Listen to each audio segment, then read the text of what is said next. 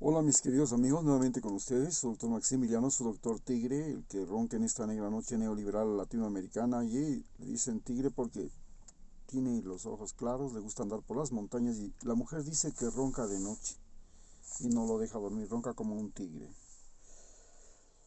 Hoy analizaremos las fiestas de Quito. ¿Qué realmente significa estas fiestas de Quito en el año 2021?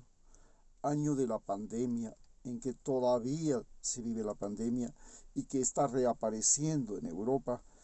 No es posible todavía terminar con ella, y aunque Quito es la ciudad que tiene más personas vacunadas, también es la ciudad que más muertos ha tenido, más enfermos, y donde el distanciamiento social fue llevado con mucho rigor y produjo un verdadero shock social, porque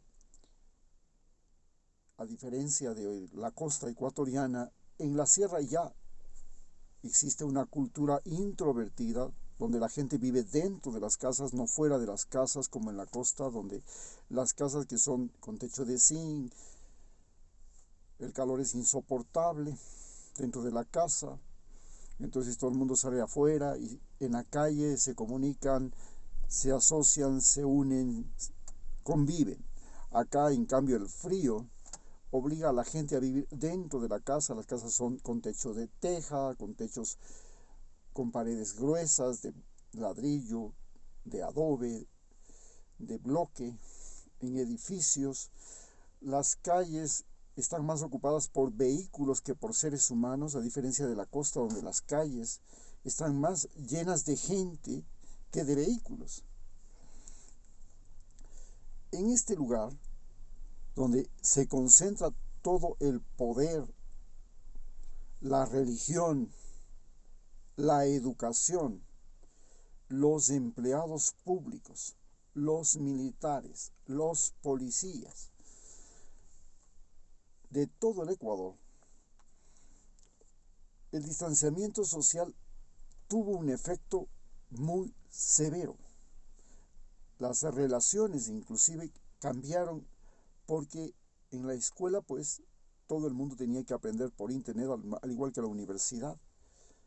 Solamente en el barrio de la Mariscal, comprendiendo desde la Avenida Patria hasta Ciespal, que es más o menos hasta donde se extiende el denominado barrio de la Mariscal, existen 12 universidades, numerosos centros educativos, hay 6 colegios, dos de ellos colegios nacionales grandes, de Irún y Manuela Cañizares.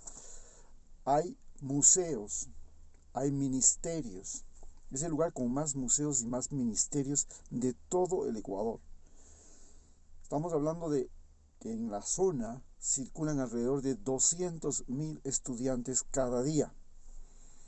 Para entender por qué Quito es un centro de la educación y de los procesos culturales que se viven en el Ecuador. Pero este, esta pandemia tuvo un impacto radical porque generó la mayor cantidad de desempleados del país. Hay que entender que diferente es desempleado que desocupado. El desempleado es el individuo que recibe un salario y que no está recibiendo ahora ese salario.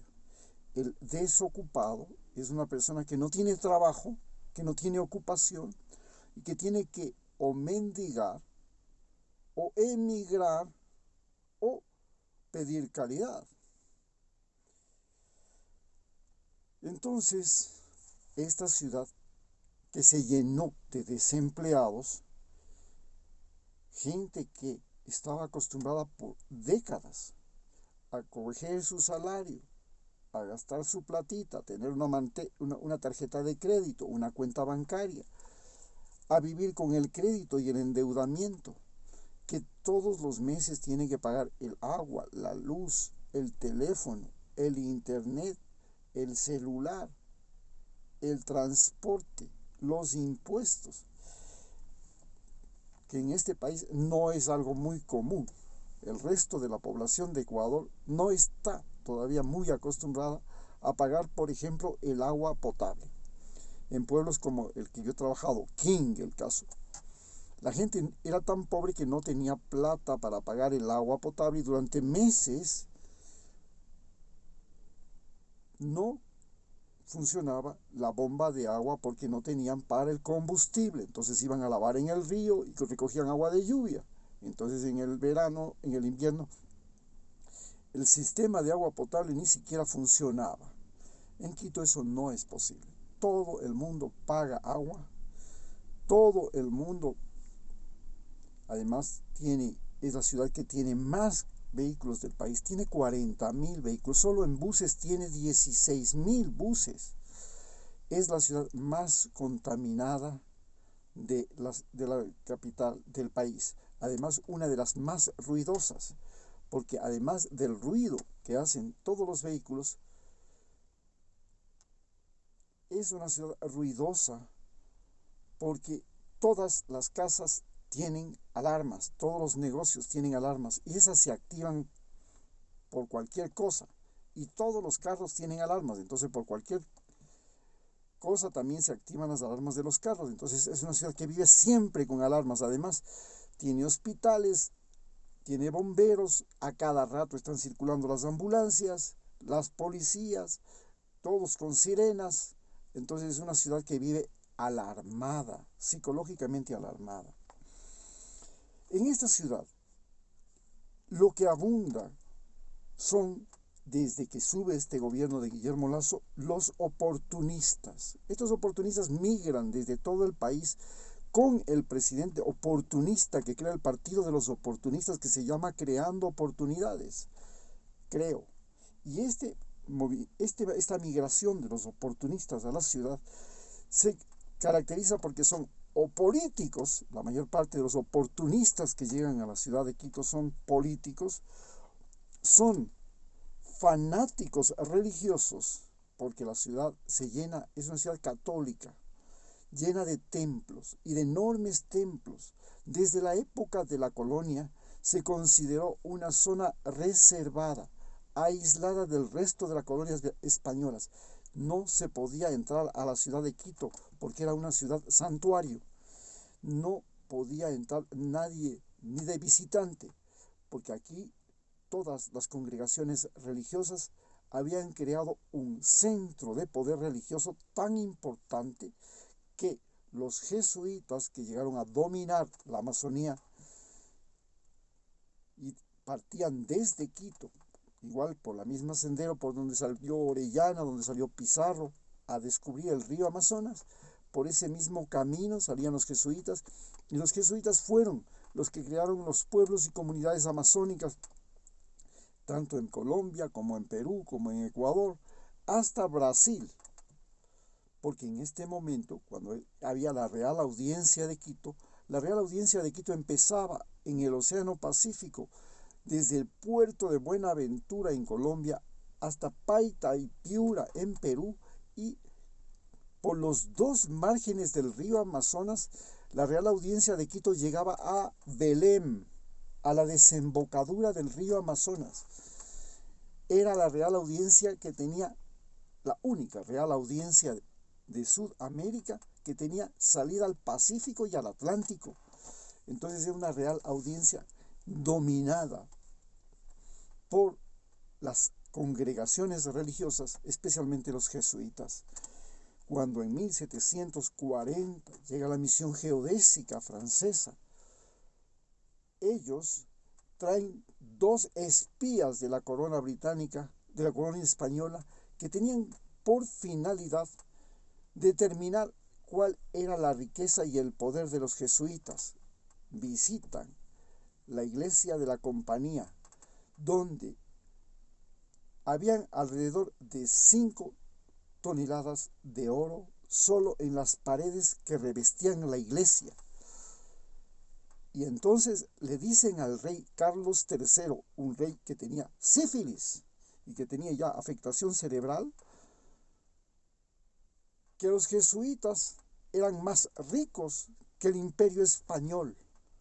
Y con eso los jesuitas son expulsados 20 años después de toda América y después de toda Europa se refugian en Rusia, donde fundan la Universidad Lomonosov, se refugian en los países nórdicos, en Suecia, donde van a fundar universidades, y se van inclusive hasta Japón, donde son los creadores de la mayor cantidad de diccionarios de lenguas asiáticas del mundo. Los jesuitas, expulsados de América, habían creado un poder en Quito, y Quito desde ese momento hasta el día de hoy es una ciudad consagrada a la religión católica. Pero la religión católica en Quito tiene algunas particularidades. Primero, es una religión racista.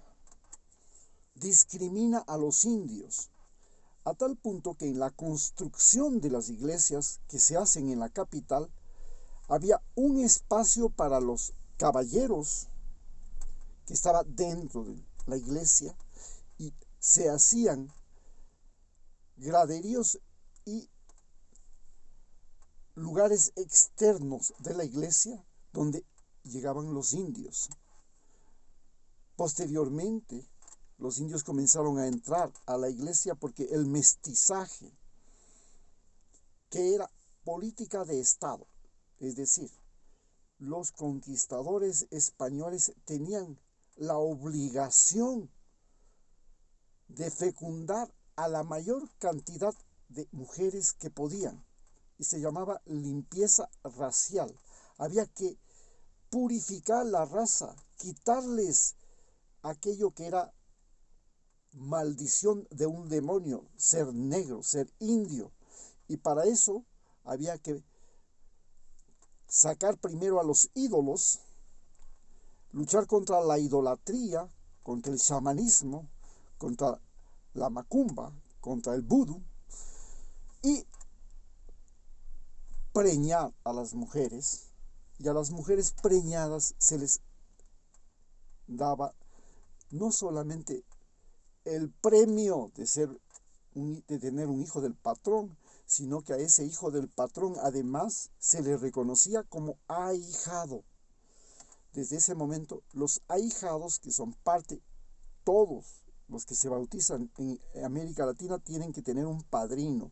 Y el padrino hasta el día de hoy sigue siendo el hombre más rico e influyente del pueblo.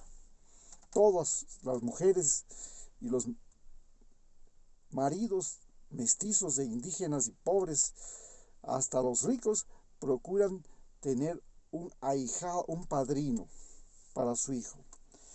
Y así nació una cultura que vive en la ciudad de Quito. Esta cultura que vive en la ciudad de Quito se convirtió en una cultura alcohólica. No solamente fanática, sino que es una cultura alcohólica. Los españoles trajeron a América el alcoholismo. Los indios no eran alcohólicos. Tenían la chicha, tenían ceremonias, también se embriagaban, pero no eran alcohólicos. Los españoles, los ingleses, los europeos, la cultura occidental, comenzando por los nórdicos, por los rusos, por los europeos, eran y son hasta el día de hoy culturas alcohólicas. Los españoles, luego de que descubrieron el oro, la plata, y convirtieron a la plata en la primera moneda global, al doblón, que era una moneda hecha de plata. La mayor plata venía de México y del Potosí, en Bolivia. Se convirtieron en los proveedores de plata de todo el planeta, incluido de China, y crearon una moneda, la primera moneda global. Los españoles también se convirtieron en los mayores productores de azúcar, y el azúcar cambió y se convirtió en lo favorito de la especie humana. Desde ese día, los humanos preferimos el azúcar a la carne, y el azúcar se convirtió también en alcohol. y España se convirtió en el país, el mayor productor de alcohol del mundo. El ron que salía de América, el pisco, todas las bebidas alcohólicas que salían de América eran objetivo de los piratas que junto con el oro andaban detrás del alcohol que producían los españoles. El alcohol le sirvió a la Iglesia Católica para someter a los pueblos, y la Iglesia Católica convirtió al domingo en una fiesta de celebración del alcoholismo, en el que el alcohol, que se llama vino, se convierte en la sangre de Cristo. Y así Quito se convirtió en una ciudad alcohólica. Llama la atención cuando las muchachas de Quito van a vacacionar en la costa, y mientras que las muchachas en la costa jamás van a dar el espectáculo de vomitar en público, de subirse a un puente o de arrimarse a un poste para vomitar en plena luz del día o en la noche, aquí en Quito eso sí es frecuente, y eso sí lo hacen las personas que vienen de Quito o que están en Quito o que estudian en Quito. El alcoholismo de mujeres en Quito tiene esta particularidad: se vuelve espectáculo público. Esta ciudad también se convirtió en una ciudad donde, desde la misma conquista española, donde se les engañó a los indígenas toda la vida, y donde se creó un fanatismo, a tal punto que en la guerra de 1941, un conscripto que va como parte de los carabineros a pelear en la frontera, originario de una ciudad chiquita cerca de Quito, en ese momento, Machachi, va a pelear en la frontera donde no tiene alimento, no tiene botas, no tiene armas, pelea contra los peruanos a su vez equipados por Estados Unidos, que les da aviones, les da tanques, les da armas, y él decide morir por la patria. No quiere morir por la patria, porque él dice que la patria es de unos pillos que viven en Quito, que son los políticos, pero va a morir por la Virgencita del Quinche, porque le han dicho que los peruanos cuando lleguen lo primero que van a hacer es que van a ir a tomarse a la Virgencita del Quinche y la van a despedazar. Así que él va a morir por la Virgencita del Quinche, porque el fanatismo religioso que había aquí era eso. Tal era el fanatismo religioso de la ciudad de Quito hasta el día de hoy, que recordemos Eloy Alfaro, que era un comecuras, como le llamaban, era un liberal, fue sacado del penal García Moreno, arrastrado por las calles empedradas de la ciudad y llevado por más de 20 cuadras hasta el Parque del Ejido, donde lo quemaron a él, a su hermano y a sus generales. Y hasta ahora tenemos el recuerdo de la hoguera bárbara que se llama, porque era un liberal. Entonces en Quito el fanatismo religioso es absurdo. Y eso es lo que se ve ahora cuando el alcalde de Quito y el presidente Guillermo Lasso acuden a la iglesia de la catedral para escuchar las sabias palabras de curas que por supuesto le ven a Juan, al padre, al Papa Francisco, como el nuevo peligro para la Iglesia Católica, el que posiblemente será el último Papa. Por ser latinoamericano, por ser ecologista, por no estar en contra de los gays, por pensar que se debe terminar con el celibato, por eso el Papa Francisco es un enemigo de esta alcurnia religiosa de Quito. Entonces, de esta ciudad alcohólica, que ahora tiene un montón de desempleados y que tiene el shock de la pandemia porque tiene la mayor cantidad de muertos, porque se ha roto su círculo de relación social, hay una celebración donde,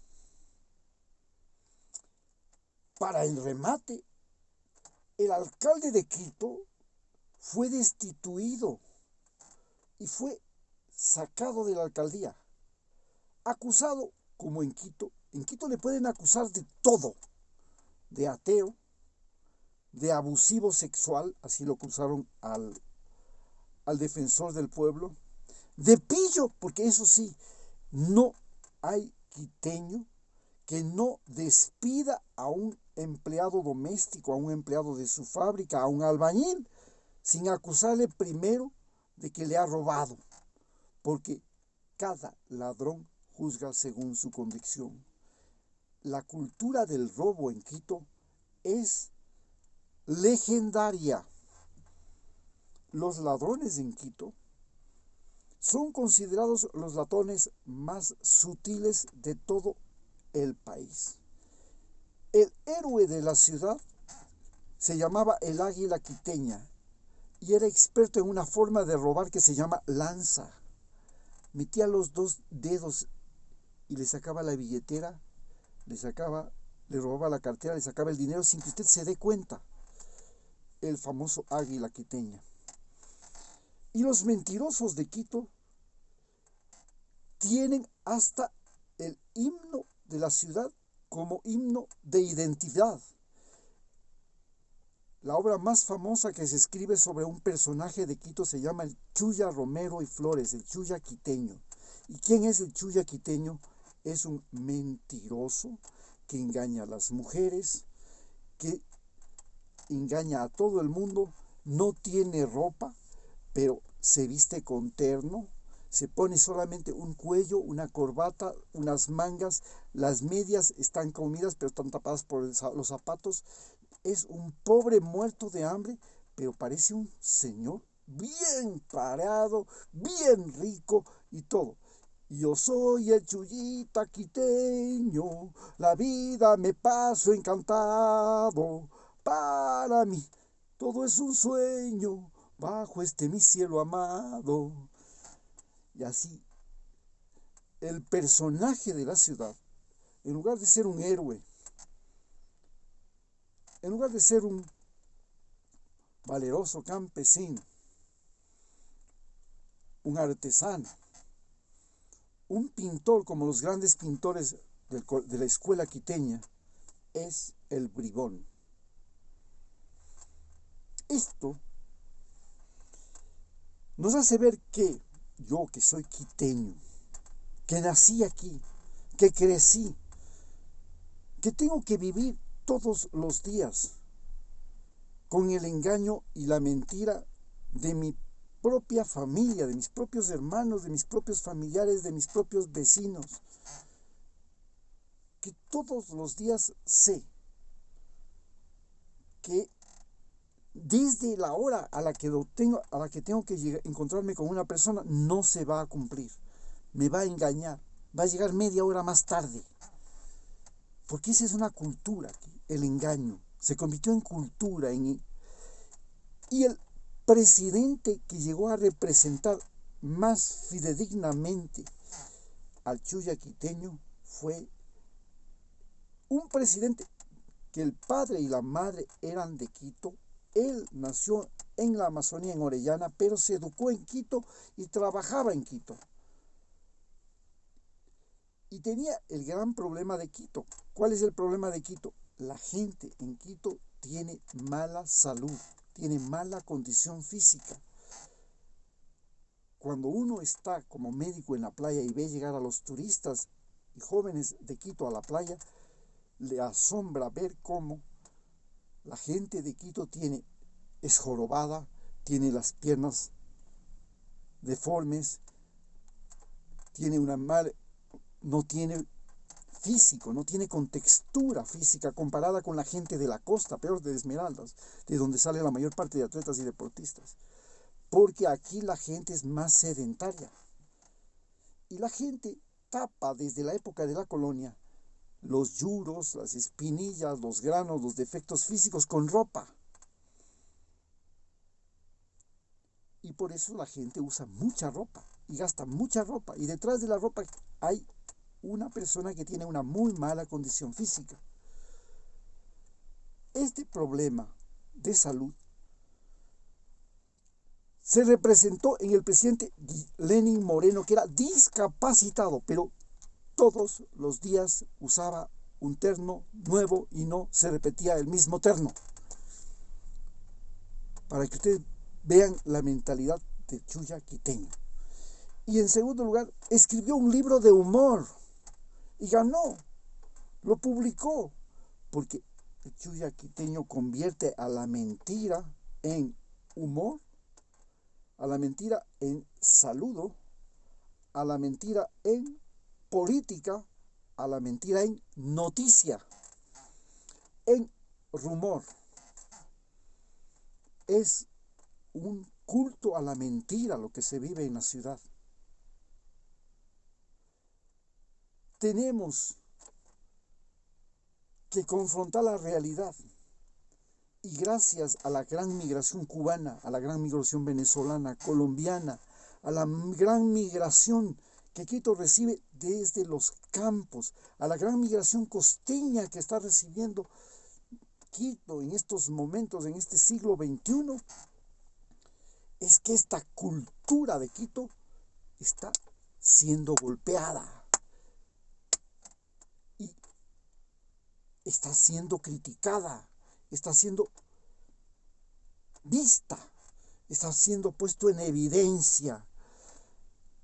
Y entonces reconocemos que aquí la educación, donde todo el mundo viene a educarse, es una educación pésima, mala, porque aquí te van a enseñar primero catecismo, luego te van a enseñar dogmas políticos en la universidad, te van a enseñar marxismo, leninismo, esto, derecha, izquierda, fanatismo político, y es una universidad donde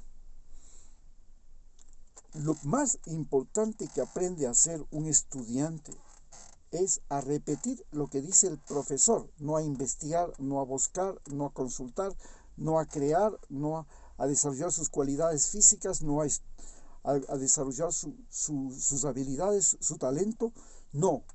Viene a repetir lo que dice el profesor, porque es una cultura donde desde la época de la colonia usted tiene que repetir, como en la iglesia, lo que dice el cura. A ver, ahora repitan el Padre Nuestro, ahora repitan la Ave María.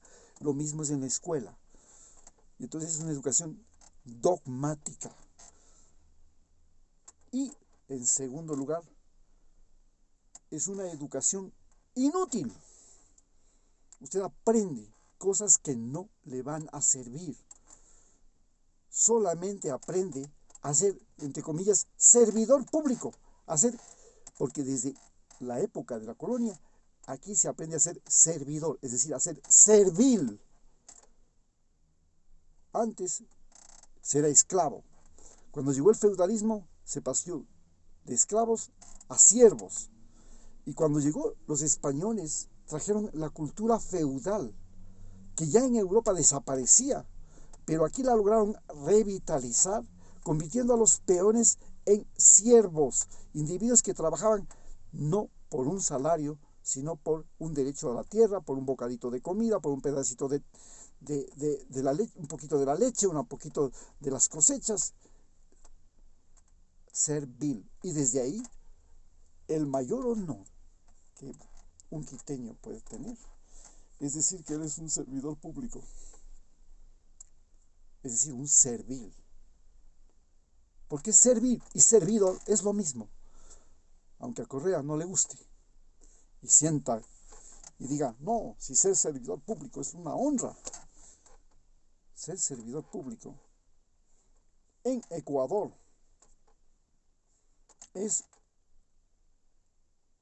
una necesidad que tiene la gente que no puede vivir si no es bajo el amparo del Estado. Muchas gracias.